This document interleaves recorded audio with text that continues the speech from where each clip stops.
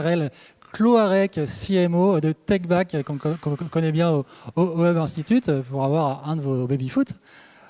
Alors, l'IA au service des jeux de table connectés. Alors, effectivement, c'est un sujet qui est passionnant. Je crois que tu as quelques slides pour nous présenter un peu les différents enjeux. Alors, on pourrait commencer par présenter TechBack, tout simplement. Je t'en prie.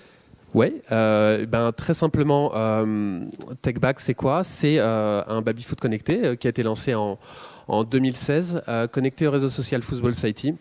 C'est un produit qui est made in France et surtout fait avec un acteur incontournable du baby-foot qui est Bonzini, qui est très très connu. C'est un produit qui a évolué beaucoup avec le temps puisque quand il a été lancé, il était relativement basique avec des capteurs. Maintenant, il intègre de la vidéo, des replays, il intègre tout un tas de technologies qui sont très intéressantes. Et puis, c'est beaucoup de clients, SAP, Le Village, Orange Vélodrome, Banque Postale, beaucoup d'événements, beaucoup de salons, et donc plus de 20 000 joueurs inscrits et 250 000 parties jouées jusqu'à présent. C'est des jolies réussites et des jolis clients, très honnêtement, mais c'est aussi une situation, on doit s'adapter maintenant à une situation qui est nouvelle, la situation qu'on connaît tous. Et aujourd'hui, pour des clients, acheter un baby-foot, c'est compliqué, c'est incertain, c'est potentiellement difficile à rentabiliser. Et donc, du coup, c'est pour ça qu'on sort maintenant un kit, le kit Football Society, qui peut s'adapter sur la majorité des baby-foot vendus par Bonzini, en l'occurrence, mais qui pourra s'adapter potentiellement aussi à d'autres baby-foot. Et c'est un kit qui va être beaucoup moins cher que le baby que jusqu'à présent on commercialisait et qui peut s'installer très rapidement et qui va en plus bénéficier de l'IA et de la possibilité d'arbitrer les parties via IA. Ça veut dire quoi, arbitrer les parties via IA? En fait, c'est tout simplement être en capacité avec un système embarqué, avec de l'acquisition à haute vitesse, de pouvoir détecter les événements et surtout un gros challenge qui est les balles à haute vitesse, à 30-40 km/h, c'est de pouvoir détecter ces buts et de les traquer. Et ça, c'est des algos qu'on a développés en interne qui nous permettent de le faire. Et rappelez peut-être juste que le baby-foot, c'est 200 000 baby-foot à travers le monde, en tout cas pour Bonzini. C'est plus 5 000 à 6 000 baby-foot vendus par an. Et c'est plus de 200 millions de joueurs à travers le monde. Des frappes à 40 km/h, hein, ça fait rêver. Hein. Et oui, j'aimerais bien, j'en suis pas encore là. Mais... Alors, est-ce qu'on pourrait revenir sur cette édition du CES, difficile d'y échapper, c'est vraiment le sujet chez nous à l'Innovation Week au Web Institute.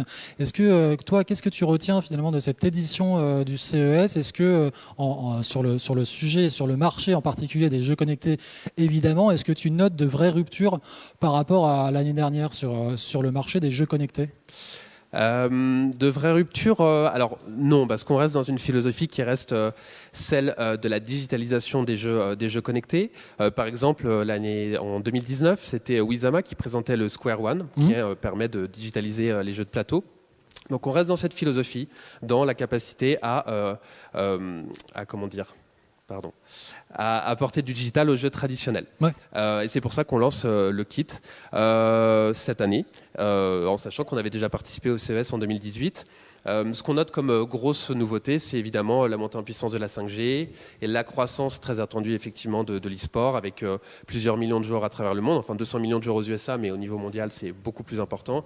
Et l'évolution du matériel aussi pour les gamers, les écrans, les processeurs, et tous les consoles qui sortent actuellement. Oui, donc c'est une lame de fond vraiment sur le gaming cette année qui est impressionnante. Elle ne fait que se confirmer cette tendance avec tous ces nouveaux produits qui arrivent sur le marché et face à des usages qui explosent évidemment et accélérés a fortiori par ce contexte sanitaire particulier. Alors, quelle place pour justement cette IA? Tu as commencé un peu à en parler via votre kit, mais quelle place vous mettez dans l'IA, dans vos jeux connectés Alors, nous, ce qu'on veut, c'est avoir une expérience qui est proche de celle des jeux vidéo, tout simplement. Donc, grâce à l'IA, on va pouvoir personnaliser, adapter le niveau.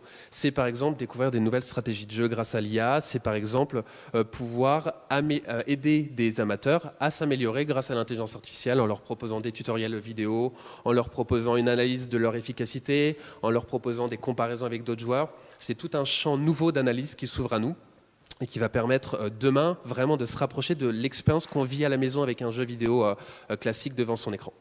Parce que l'IA, souvent, quand on parle de jeu vidéo, c'est souvent la personne contre laquelle faussement on va jouer et laquelle on s'énerve souvent. Mais alors là, en l'occurrence, cette IA, elle est utilisée pour d'autres fins, quoi. On pense à TechBack que l'IA est faite pour empower l'humain, en fait, pour permettre à l'humain d'être encore plus humain. et de pouvoir se connecter entre personnes. En l'occurrence, ça, c'est des joueurs. Et de lisser, par exemple, les différences entre des amateurs et des professionnels, d'avoir la capacité vraiment de faire en sorte que tout le monde s'amuse autour du baby-foot, parce que c'est un jeu qui a été fait pour ça, pour permettre de se connecter, pour permettre les rencontres, pour permettre le partage. Et c'est ça qu'on défend à travers TechBack, c'est ce qu'on a défendu depuis le début. Justement, parle-nous un peu justement de cette mise en relation et de cette. Est-ce qu'on peut appeler ça une communauté à ce stade et comment ça se concrétise finalement? Alors c'est ce qu'on essaie de faire, de créer cette communauté de joueurs. C'est ce qu'on essaie de faire en leur permettant de s'inscrire sur l'application, de la télécharger, de se connecter au baby-foot. Mais ça, c'était sur une ancienne version.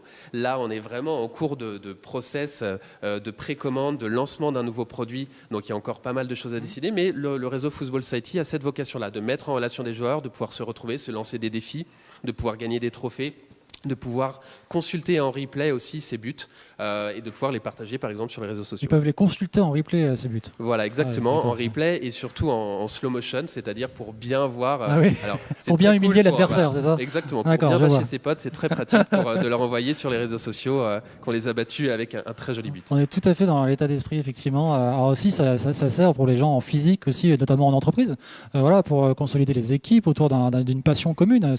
On revient au baby-foot, j'allais dire old school, malgré la connexion. C'est exactement ça. Et puis il y a une volonté aussi de notre part, c'est de cette logique d'inclusion, c'est de faire en sorte qu'on sorte un petit peu les gens de leur logique traditionnelle. Par exemple, les femmes, on peut dire elles n'aiment pas le baby-foot. La réalité, c'est qu'on a constaté à travers l'expérience et à travers les nombreuses expériences qu'on a faites, et notamment sur les salons, que les femmes adorent jouer au baby-foot. En fait, la réalité, c'est juste qu'elles n'ont pas été habituées à y jouer, mais quand elles y jouent, elles sont très très très fortes. Voilà. Oui. Alors, du coup, partage-nous, pardon, je bégaye du coup. Partage-nous un peu ta vision sur les innovations de gaming et les nouvelles tendances que toi tu aurais identifiées et qui seraient à l'œuvre, alors qui ont été à l'œuvre en 2020, que toi tu as identifiées, et celles qui vont peut-être naître en 2021 ou se renforcer en 2021. Quelle est ta vision sur ces innovations en termes de gaming ? Alors, nous, ce qu'on voit à notre niveau, c'est vraiment de pouvoir, par exemple, jouer avec la réalité augmentée, c'est-à-dire de pouvoir jouer au baby-foot en physique et d'avoir un monde virtuel autour de soi, par exemple avec un casque de réalité augmentée. Ça, c'est un truc qui nous fait vraiment rêver et qu'on suit de près. Créer la capacité, par exemple, de jouer au milieu du Stade de France au baby-foot, au milieu de la pelouse, de pouvoir jouer dans des univers complètement dingues. Ça, on trouve ça super intéressant. Moi, en tant que joueur, personnellement, et fan de monde ouvert, c'est plutôt les réseaux antagonistes génératifs qui permettent de créer des nouveaux mondes personnalisés et de pouvoir créer encore beaucoup plus d'espace dans ces mondes à visiter. Mais voilà, c'est des choses qu'on a repérées. Après, les nouvelles tendances, je vais revenir à la simplicité, entre guillemets, c'est quand même le changement de paradigme dû à la crise sanitaire. La majorité de nos clients sont des entreprises. Et aujourd'hui, avec l'essor du télétravail, il y a un changement radical qui s'effectue, réduction du parc immobilier avec de plus en plus de télétravailleurs. Et le monde du travail, le bureau, devient un lieu de sociabilisation, un lieu d'expérience, un lieu de partage, plus qu'un lieu de travail à proprement parler. Et c'est ça qui nous intéresse, c'est vraiment cette logique de home at work. Et du coup, avec le temps moindre passé en entreprise, il va falloir créer des nouvelles connexions, il va falloir créer des nouvelles expériences, il va falloir donner envie de venir à ses employés, à venir partager, à venir discuter, échanger, créer des nouveaux souvenirs ensemble. Et c'est ça qui nous intéresse. Et puis aussi, petit bonus, c'est qu'avec ce kit, si des joueurs ont la chance d'en avoir un chez eux, c'est de poursuivre l'expérience qu'ils ont vécue chez eux avec un kit augmenté sur leur baby-foot, qui pourront continuer au travail sans casser leur PEL. Et en plus, justement, ce kit, il est activable sur des baby-foot plus classiques, hein, on le précise. Hein. Exactement, il est activable sur des B60 et B90.